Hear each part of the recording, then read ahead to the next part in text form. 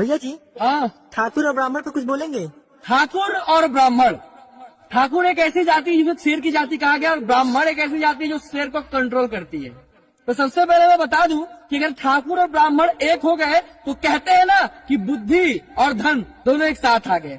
और बुद्धि और धन जब दोनों एक साथ आते हैं तो भूचाल आता है। खड़ा का खड़ा गांव, अगर एक ठाकुर और एक ब्राह्मण दोस्त खड़े हो जाए तो खड़ा का खड़ा गांव विरोधी उनको हारना होगा। और सबसे पहले बता दूं, असली ठाकुरों की पहचान है कि वो हमेशा ब्राह्मण को सम्मान देते हैं। जैसे प्रभु श्री राम जो कि कहा था कि परशुराम जी को कहा था उन्होंने कि ब्राह्मण सर्वोपरि था और सर्वोपरि है। और असली ब्राह्मण की पहचान ये है कि वो ठाकुर को, अपने मित्र को सही प्रगति पथ का रास्ता दिखाए। नमः पार्वती पते हर हर महादेव।